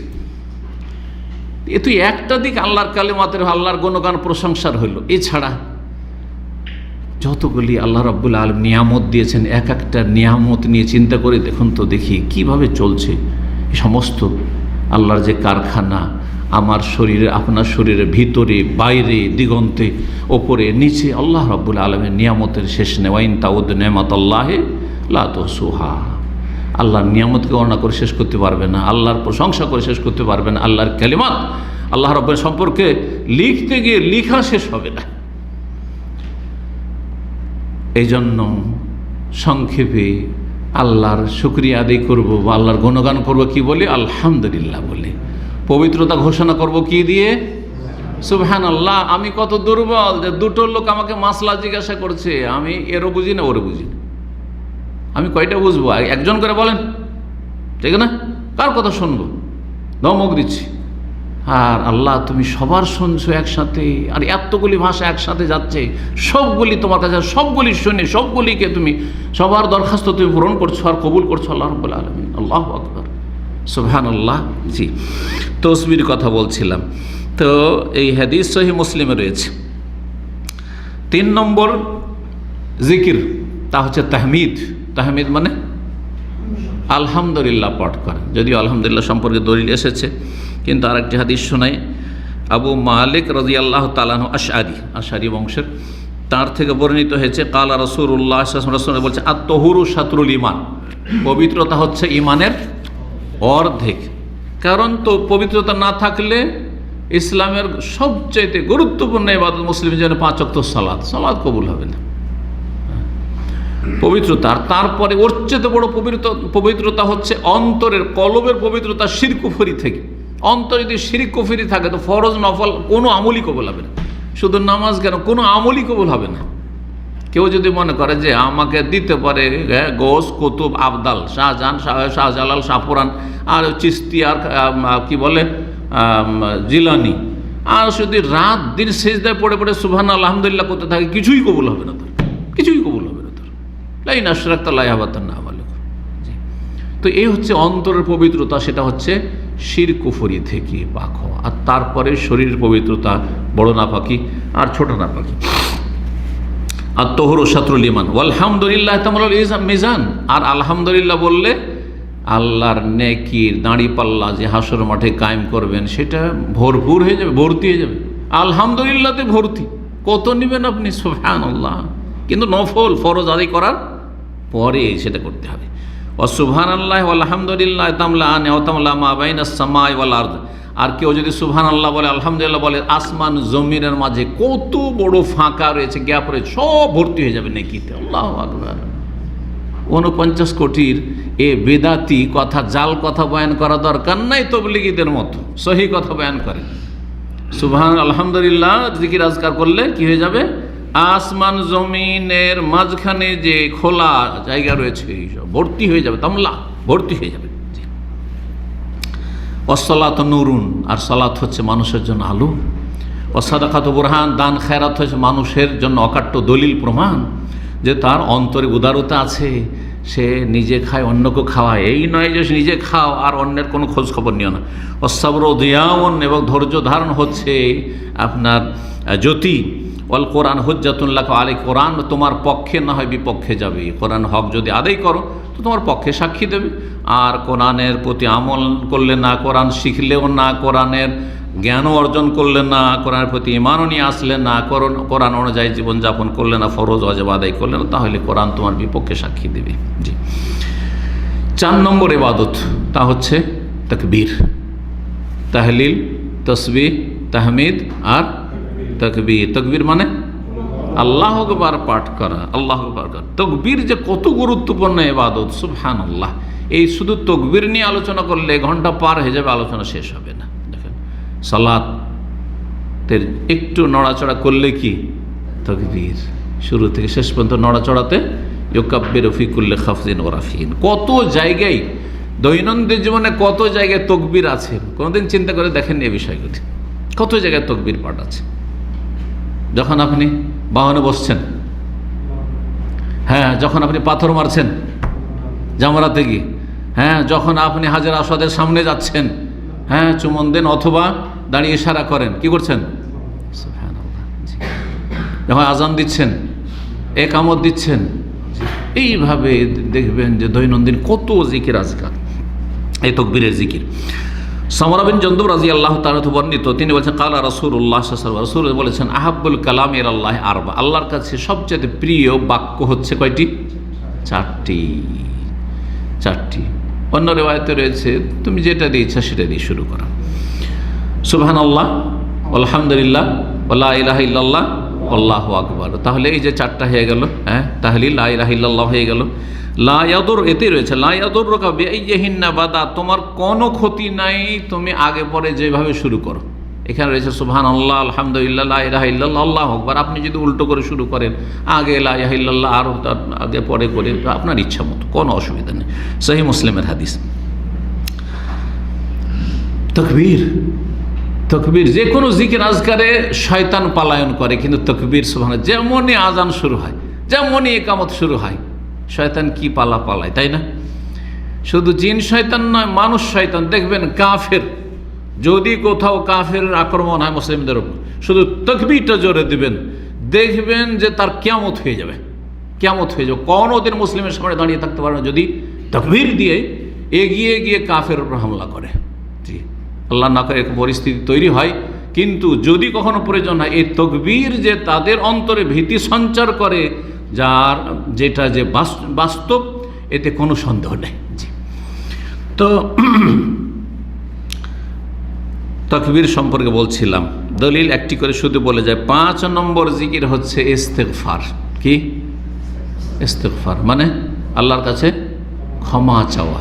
ইস্তেগফার মানে আল্লাহর কাছে ক্ষমা চাওয়া। যে কোনো বাক্য দিয়ে চান, সে আস্তাগফিরুল্লাহ শুধু বলেন, সংক্ষেপে শুধু এটি, অথবা আস্তাগফিরুল্লাহ ওয়া আতুবু ইলাইহি, অথবা আস্তাগফিরুল্লাহাল্লাযী লা ইলাহা ইল্লা হুয়াল হাইয়ুল কাইয়্যুম ওয়া আতুবু ইলাইহি, বা আল্লাহুম্মা গফিরলি, আল্লাহুম্মা গফিরলি ওয়ারহামনি ওয়াহদিনি ওয়াআফিনি ওয়ারযুকনি, আল্লাহুম্মা গফির বলছেন, বা রব্বিগফিরলি রব্বিগফির ওয়া তুব আলাইহি ইন্নাকা আনতাত তাওয়াবুর রহিম। কতগুলি তাহলে ইস্তেগফারের দোয়া আছে, ক্ষমা চাওয়ার দোয়া আছে। দেখেন তো, দেখি জিকির আজকার আছে। একটি হাদিস আবু দাউদ তিরমিজিতে রয়েছে এবং হাদিসটি সহিহ। নবী সাল্লাল্লাহু বলছেন, মান কালা, যে ব্যক্তি বলবে আস্তাগফিরুল্লাহাল্লাযী লা ইলাহা ইল্লা হুয়াল হাইয়ুল কাইয়্যুম ওয়া আতুবু ইলাইহি। এখানে আল্লাহর কাছে ক্ষমাও চাইলেন, আল্লাযী লা ইলাহা ইল্লা হু কালিমায়ে তাওহীদ, লা ইলাহা তাহলিল, লা ইলাহা ইল্লাল্লাহর জিকির যেন করলেন। আর আল হাইয়ুল কাইয়ুম, যেই দুটো নামকে আল্লাহর কি বলা হয়েছে, ইসমে আজম বলা হয়েছে, সেই দুটো নামের ওসিলায় যেন আপনি আল্লাহর কাছে ইস্তেগফার করলেন। আর তারপরে আল্লাহর কাছে তওবার ঘোষণা করলেন যে আল্লাহ তোমার কাছে ফিরে আসছি, ওয়া আতুবু ইলাইহি, গোফেরাত যুনুবহু, তার গুনাহ ক্ষমা করে দাও, মাফ করে দেওয়া হবে। ওয়াইন কানা কাদ ফাররা মিনাজ জাহফ, জিহাদের ময়দান থেকে যদি কাফেরদেরকে পিঠ দেখে পালিয়ে চলে আসে, কাবিরা গুনাহ, জিহাদের ময়দান থেকে পালিয়ে আসা বড় কাবিরা গুনাহ, তারপরও কাবিরা গুনাহ মাফ হয়ে যাবে এই তওবা ইস্তেগফারে। কিন্তু অন্তর থেকে সে আল্লাহ যা করেছি, ভুল করেছি, আর এমনটা করব না। তাহলে ইস্তেগফারের ফজিলত সম্পর্কে জানলেন। এছাড়া ইস্তেগফারের ফজিলতে ইস্তেগফার অত্যন্ত গুরুত্বপূর্ণ, কারণ আপনার ভুল ভ্রান্তি হতেই আছে। এই জন্য নবী সাল্লাল্লাহু আলাইহি ওয়াসাল্লাম প্রতিদিনে 70 বারের বেশি ইস্তেগফার করতেন, হাদিস রয়েছে 100 বার করিয়ে বলতেন। তারপর আরেকটি হাদিস রয়েছে, নবী সাল্লাল্লাহু আলাইহি ওয়াসাল্লাম সাহাবীরা বলছেন যে এক মজলিসে বসে আছেন, কিছুক্ষণ একটু পরপর কথাও বলছেন আমাদের সাথে, তার মাঝে বলছেন রব্বিগফিরলি ওয়া তুব আলাইয়া, রব্বিগফিরলি ওয়া তুব আলাইয়া ইন্নাকা আনতাত তাওয়াবুর রহিম, আস্তাগফিরুল্লাহ ওয়া আতুবু ইলাইহি। এখনও আরব দেশে আমলগুলি আছে। আরবদের পরহেজগার মানুষের মজলিসে যদি বসে থাকেন, দেখবেন 2, 4, 5 মিনিট 10 মিনিটের মধ্যেই বারবার করে জিকির আজকার, কথা বলছে, জিকির আজকার। শাইখ ইবনে বাজ রাহমাতুল্লাহ আলাইহি সৌদি আরবে যে প্রধান মুফতি ছিলেন, তাকে সরাসরি 2 বার দেখেছি, কাছে থেকে মুসাফা করেছি। তো একটু আমাদের চাইতে যারা বেশি তার কাছে বসেছেন, তাদের কথা, তাদের বিবৃতি যে শেখ আমাদের প্রশ্ন উত্তরও দিচ্ছেন, কথাও বলছেন, এর মাঝে মাঝেই তিনি তার যেন জবানটা নড়ছে, সবসময় জিকির আজকার। একটু বিরতি দিলে কথা একটু বন্ধ হয়েছে, প্রশ্ন উত্তরটা দেওয়া হয়েছে, সে জিকির আজকার লেগে আছে, মানে জবান চলতি আছে। হয় এলএম বিতরণের জবান চলতে আছে, আর না হলে আল্লাহর জিকির আজকারে চলতে আছে, নফল জিকির আজকারে চলতে আছে। এলএম বিতরণ আল্লাহর জিকির, হ্যাঁ, এই জন্য মজলিসে জিকির বলা হয়। দিনের আলোচনাকে কি বলা হয়? মজলিসে জিকির বলা হয়। আর এই অর্থে কোরআনে কারীমকে জিকির বলা হয়েছে, কারণ কোরআন হচ্ছে উপদেশ, কোরআন হচ্ছে উপদেশ। কোরআনের অনেকগুলি আয়াতে কোরআনে কারীমকে কি বলা হয়েছে? জিকির বলা হয়েছে। আল্লাহর কাছে তওবা ইস্তেগফার, আল্লাহ রাব্বুল আলামিন যেন তৌফিক দান করেন। 6 নম্বর জিকির ইস্তিআজা। ইস্তিআজা মানে কে বলতে পারে? না, ইস্তিআজা ওটা তো সাইয়্যিদুল ইস্তিগফার। ইস্তিআজা, আউযু বিল্লাহি মিনাশ শাইতানির। ইস্তিআজা মানে আল্লাহর কাছে আশ্রয় চাওয়া। ইস্তিআজা আউযু থেকে এসছে, হ্যাঁ, মানে আল্লাহর কাছে কি চাওয়া?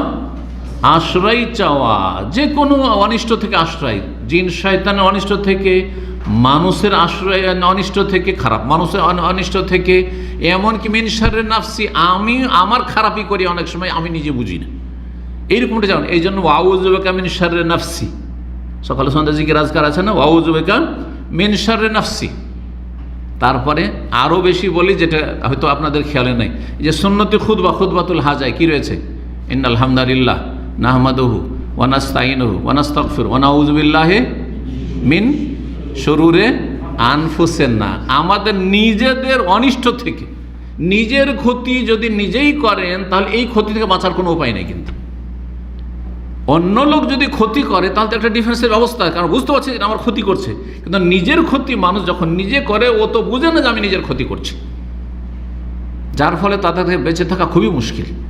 যেমন যারা ধূমপান অভ্যস্ত, মদ পান করে, গাঁজা খায়, নিজেকে ধ্বংস করে দিচ্ছে, কিন্তু ছাড়তে পারছে না। এইরকমই যে কোনো গুনাহ আমরা করছি, অবুঝ আমরা দিন সম্পর্কে ওই রকমের যদি গভীর জ্ঞান, আল্লাহ ভীরুতা থাকতো, তাহলে আমাদের যে কোনো গুনাহ আমাদের ক্ষতি করছে, যে কোনো গুনাহ আল্লাহ থেকে দূরে সরিয়ে দিচ্ছে, জাহান্নামের কাছে করে দিচ্ছে, জান্নাত থেকে দূরে সরিয়ে দিচ্ছে। তাহলে এগুলো বুঝি না কেন আমরা? আল্লাহ যেন বোঝার তৌফিক দান করে। তো আউযু বিল্লাহি বা নাউযু বিল্লাহি, আউযু বিল্লাহি মিন শাররি, কি বলছিলাম? ওয়া নাউযু বিকা, হ্যাঁ, নাউযু বিন শুরুরি ওয়া নাস্তাইনু ওয়া নাস্তাগফিরু ওয়া নাউযু বিল্লাহি ওয়া নাউযু বিল্লাহি মিন শুরুরি আনফুসিনা ওয়া মিন সাইয়্যাতি আমালিনা। আমাদের মন্দ আমলের, খারাপ কর্মকাণ্ডের অনিষ্ট থেকেও আশ্রয় চাইছি। তাহলে শুধু আশ্রয় চাওয়া মানে জিন শয়তান থেকে আশ্রয় চাওয়া নাই। আজকে দিমাগ থেকে কথাটি বের করে দেন, কারণ আশ্রয় চাওয়ার কথা বললে মানুষ মনে করে জিন শয়তান থেকে শুধু।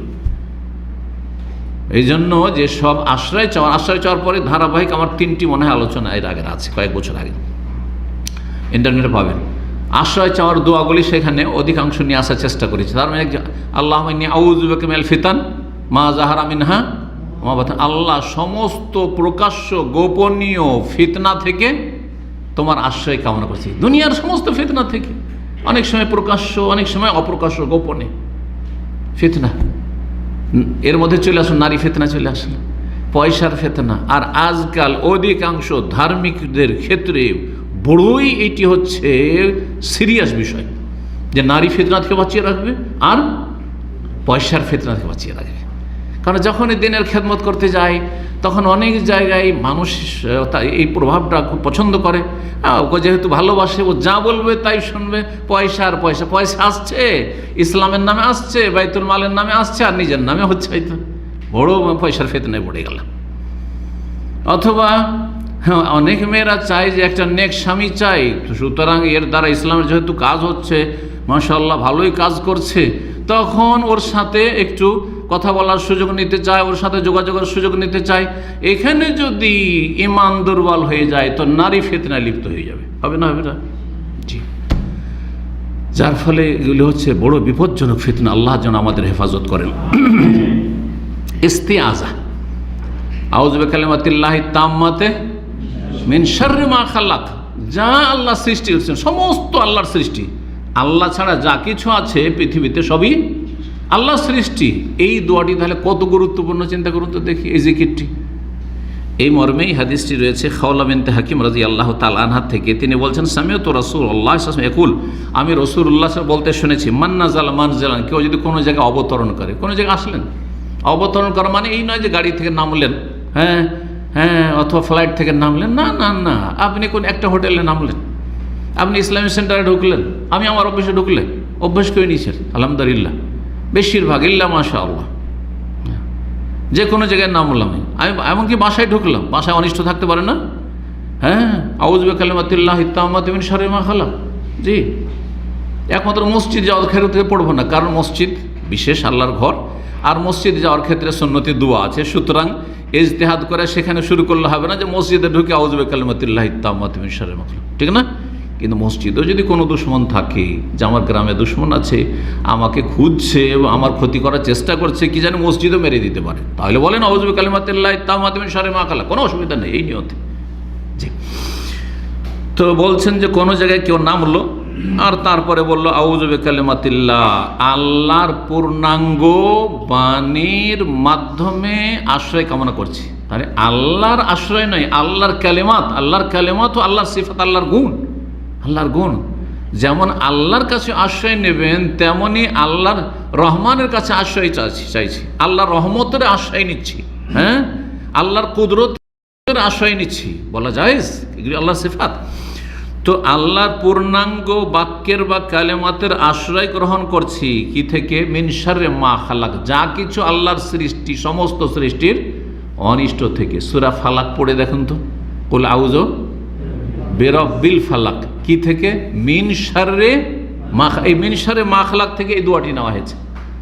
এখানে রয়েছে মিন শাররি মা খালাক, আর সূরা ফালাকে রবের, যিনি ভোরের রব, তার আশ্রয় গ্রহণ করছি কি থেকে? মিন শাররি মা খালাক, তার সৃষ্টির অনিষ্ট থেকে। অমিন শাররি গাসিকিন ইযা ওয়াকাব, যখন সন্ধ্যা লেগে আসে, রাতের অন্ধকারে আরও অনিষ্ট, ক্ষতি বেড়ে যায় মানুষের, হ্যাঁ, সুতরাং বিপদ বেড়ে যায়, সুতরাং রাতের অন্ধকার থেকে। আর তারপরে অমিন শাররি, হ্যাঁ, অমিন শাররি নাফাযাতি ফিল উকাদ, অমিন শাররি হাসিদিন ইযা হাসাদ, কমলো নাকি? না ঠিক আছে? মিন শাররি মা খালাক, অমিন শাররি গাসিকিন ইযা ওয়াকাব, অমিন শাররি নাফাসাতি ফিল উকাদ। নাফাসাতি ফিল উকাদ মানে জাদুকর, জাদুকারিনী, মহিলা বেশি জাদু করে সেজন্য, আর জাদু হয় ফুঁক দিয়ে, এই জাদু থেকে, জাদুর অনিষ্ট থেকে। তাহলে চিন্তা করুন, সূরা ফালাক পড়লে মানে জাদু এবং জাদুকর অনিষ্ট থেকে আপনি কি করলেন? আশ্রয় চেনেন আল্লাহর কাছে। অমিন শাররি হাসিদিন ইযা হাসাদ, আর হিংসুক, যখনই আল্লাহ হিংসা করুক না কেন, হতে পারে আল্লাহ আমি যখন ঘুমিয়ে আছি, হ্যাঁ, তোমার জিকির আজকার থেকে গাফিল আছে, তখন হয়তো হিংসা করতে পারে, আল্লাহ সে অনিষ্ট থেকে রক্ষা করি। তারপরে হিংসা, এক তো হিংসা বিভিন্ন রকমের নিয়ামতের উপর হিংসা, আর এক হিংসা হচ্ছে বদনজর। তাহলে মিনশারে হাসেদিন ইজা হাসাদ, আপনি বদনজর অনিষ্ট থেকে আল্লাহর কাছে আশ্রয় চেয়ে নিলেন। এগুলি হচ্ছে আল্লাহর জিকির, এগুলি হচ্ছে আল্লাহর জিকির। তো এইটি হচ্ছে আল্লাহর জিকির। সংক্ষিপ্ত আল্লাহর জিকির ইস্তেআজার বা আশ্রয় কামনার হচ্ছে আউযুবিল্লাহ। যেমন কোনো জায়গায় কোনো কিছু খারাপ দেখলেন, কি বলছেন? আউযুবিল্লাহ, আল্লাহর পানা, আল্লাহর কাছে আশ্রয় নিচ্ছি, আল্লাহ আমাকে আশ্রয় দেন। সহিহ মুসলিমের হাদিস ছিল এটি। 7 নম্বর জিকির কি হতে পারে আউযুবিল্লাহর পরে? এই জন্য কোরআনে কারিমে তেলাওয়াত যখন শুরু করবেন, কোরআন থেকে হেদায়েত নেওয়ার জন্য তেলাওয়াত করছেন, কোরআন থেকে হেদায়েত নেওয়ার জন্য, আলো নেওয়ার জন্য আপনি কোরআনের তরজমা তাফসীর পড়তে যাচ্ছেন, কিন্তু সেখানে বাধা দিবে জিন শয়তান 1 নম্বরে, আর মানুষ শয়তানও বাধা দিতে পারে। সেই জন্য কি করছেন, বিশেষ করে জিন শয়তান বাধা দিলে দেখতে পাই না। জিন শয়তান ঈমান ইসলামের ক্ষেত্রে যখন বাধা দেয়, লুকিয়ে আত্মগোপন করে বাধা দেয়। মানুষ শয়তান যদি খারাপ সাথী সঙ্গী থাকে, চল কোরআন পড়তে হবে না, এই কি ইসলাম ওয়াজ শুনছি, চলো, কোনো জায়গায় পাপের জায়গায় নিয়ে যাচ্ছে, হয়তো তবু দেখতে পাচ্ছেন, কিন্তু ওটা দেখা যাচ্ছে, কিন্তু জিন শয়তানকে দেখা যায় না। সেজন্য বিশেষ করে আউযুবিল্লাহি মিনাশ শাইতান, বিতাড়িত শয়তান থেকে আল্লাহর আশ্রয় গ্রহণ করে আমি কোরআনের শিক্ষা শুরু করছি বা কোরআনের অধ্যয়ন শুরু করছি। তারপরে কি বলবেন? যে কোনো ভালো কাজে শুরু করবেন তো বিসমিল্লাহ বলবেন। তো 7 নম্বর জিকির হচ্ছে বিসমিল্লাহ। তার বিসমিল্লাহ বলা জিকির। এই জন্য কোন আপনার বাচ্চা আছাড় খেয়ে পড়তে যাচ্ছে, বিসমিল্লাহ বিসমিল্লাহ বলেন, হাদিসে আছে। জি, যে কোনো কাজের ক্ষেত্রে, খাওয়া দাওয়া করছেন, বিসমিল্লাহ, আল্লাহর জিকির। এই আল্লাহর জিকিরের ফায়দা, বিসমিল্লাহ বলে খাওয়া শুরু করলেন, জিন শয়তান আর খাওয়ার সুযোগ পেল না আপনার সাথে। বাড়িতে ঢুকছেন আপনি, কি বলবেন?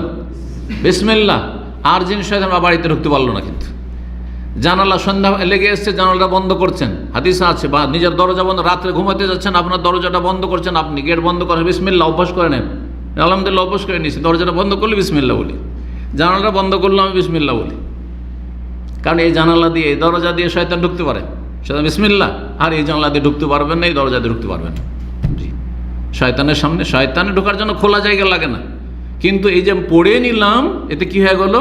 আমার এবং আমার পরিবার, আমার বাড়ির কি হয়ে গেল? সুরক্ষার ব্যবস্থা হয়ে গেল। তো বিসমিল্লাহ বলা। জি, ওমর বিন আবি সালমা একজন ছোট্ট সাহাবী।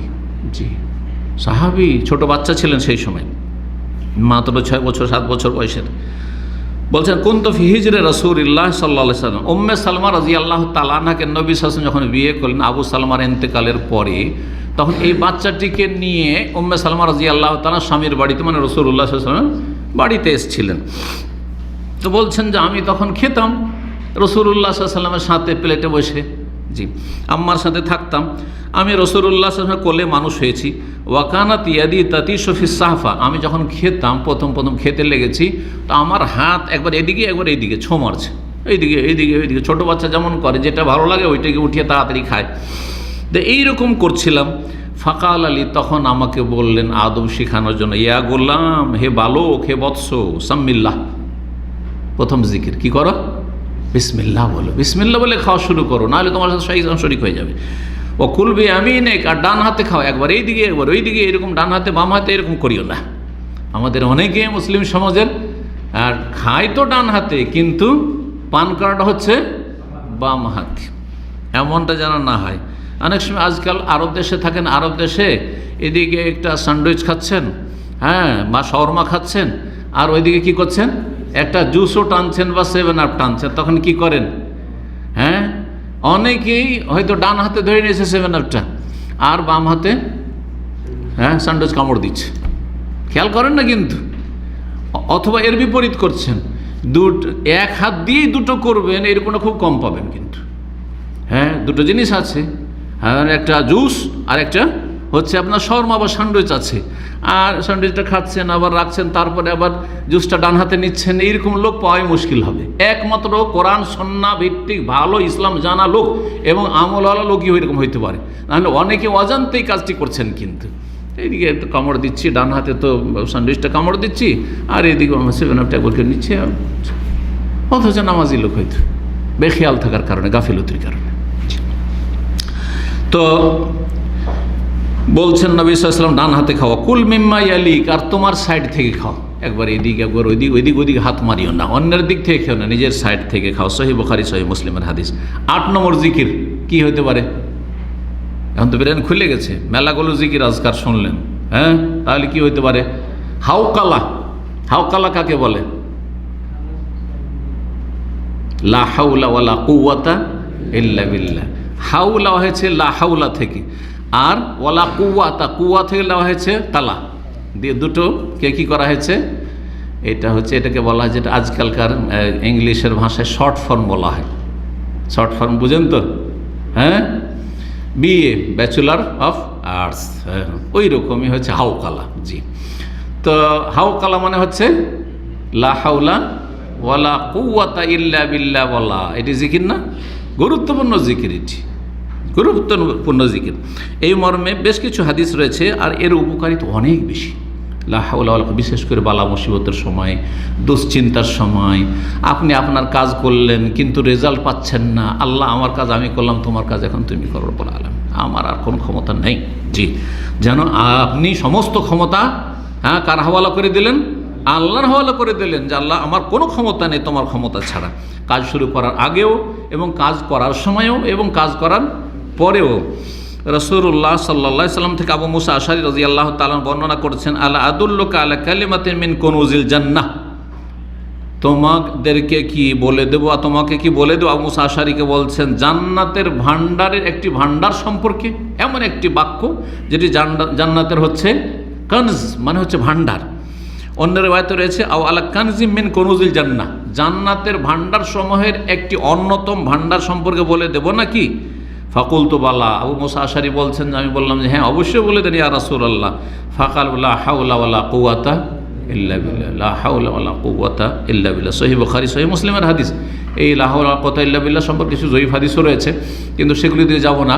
সেই জয়ীফ হাদিসে বলা হয়েছে যে তার 100-এর বেশি তাতে উপকারিতা রয়েছে, তার মধ্যে সবচেয়ে নিম্ন হচ্ছে দুশ্চিন্তা। কিন্তু হ্যাঁ, অবশ্য দুশ্চিন্তা দূর হয় মানুষ যখন অন্তর থেকে অর্থ বুঝে জিকির আজকার করবে, কিন্তু অর্থ বুঝে যখন প্রত্যেকটা জিকির পড়বেন, অবশ্যই দুশ্চিন্তা দূর হবে।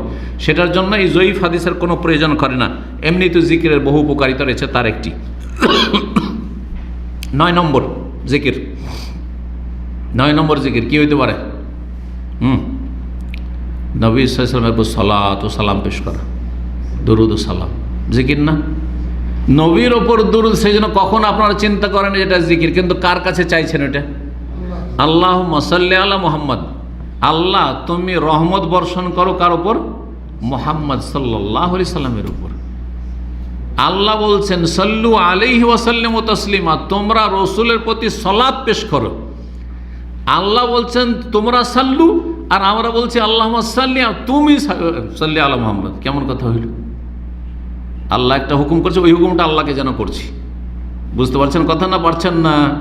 এখানে রহস্যটা কি আছে জানেন? রহস্য হচ্ছে আল্লাহ আমাদেরকে বলছেন যে তোমরা নবীর জন্য সালাত পেশ করো, মানে রহমতের দোয়া করো, রহমতের দোয়া করো।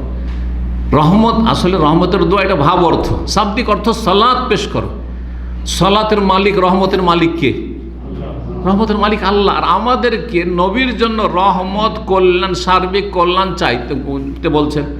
তখন আল্লাহকে যেন আমরা বলছি এই দুরুদ পেশ করার মাধ্যমে যে আল্লাহ আমাদের তো রহমতের কোনো ক্ষমতা নেই, এই রহমতের মালিক তো তুমি, সালাত ও সালাম শান্তির মালিক তো তুমি, সুতরাং আল্লাহুম্মা সাল্লি আলা মুহাম্মদ, আল্লাহ তুমি তোমার নবী মুহাম্মদ সাল্লাল্লাহু আলাইহি ওয়াসাল্লাম রহমত এবং শান্তি বর্ষণ করো। সালাত নবীর প্রতি পেশ করা হচ্ছে তাহলে আল্লাহর একটি গুরুত্বপূর্ণ জিকির। এই মর্মে হাদিস রয়েছে সহিহ মুসলিমে, মান সাল্লা আলাইয়া সালাতান ওয়াহিদা, কেউ যদি একবার নবীর প্রতি সালাত পেশ করে, আল্লাহুম্মা সাল্লি আলা মুহাম্মদ বা সাল্লাল্লাহু আলাইহি ওয়াসাল্লাম, আল্লাহুম্মা সাল্লি ওয়া সাল্লিম আলা নবিয়িকা মুহাম্মদ, যেইভাবে হোক না কেন, দুরুদ ইব্রাহিম জরুরি নয়, তাহলে সাল্লাল্লাহু আলাইহি বিহা, তার বিনিময়ে আল্লাহ 10 গুণ আল্লাহ রহমত বর্ষণ করবেন, 10 গুণ আল্লাহ রহমত বর্ষণ করবেন একবার করলে। কয় নম্বর হলো এটি? 10 নম্বর, যেটি সবচেয়ে উত্তম জিকির তা হচ্ছে কোরআনে কারীমের তেলাওয়াত। শুধু শব্দের তেলাওয়াত নয়, অর্থেরও তেলাওয়াত। কোরআনে কারীম বুঝে পড়া এবং কোরআনে কারীম থেকে এলেম চর্চা করা, জ্ঞান অর্জন করা। আর যারা পারছেন না একবারে তেলাওয়াতও করেন, শুধু যদি তেলাওয়াত করেন সেইটিও আল্লাহর জিকির।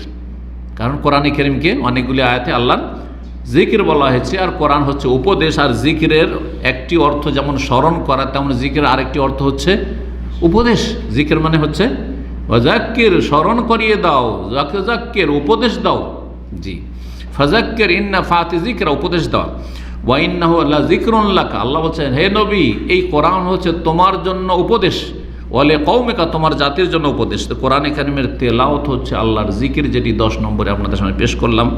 এই মর্মে আয়াত হাদিস রয়েছে যে কোরআনে কারীম আল্লাহর জিকির।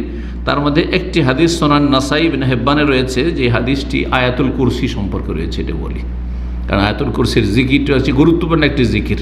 জি, রাসূলুল্লাহ সাল্লাল্লাহু আলাইহি ওয়াসাল্লাম বলেছেন, মান কারা আয়াতুল কুরসি দুবারা কুল্লি সালাতিন মাকতুবা, কেউ যদি ফরজ সালাতের পরে আয়াতুল কুরসি পাঠ করে, তার ফজিলত কি? লাম ইয়ামনাহু মিন দুখুলিল জান্নাতে ইল্লা আন ইয়ামুত, মরণ ছাড়া তাকে জান্নাতে যেতে কোনো কিছুই বাধা দিতে পারবে না। এছাড়া যদি ঘুমাবার আগে যদি আয়াতুল কুরসি পড়ে, এটি জিকির না? হ্যাঁ, ঘুমাবার জিকিরে একটি জিকির এই নয় আয়াতুল কুরসি পাঠ করা, তাহলে এটাও জিকির।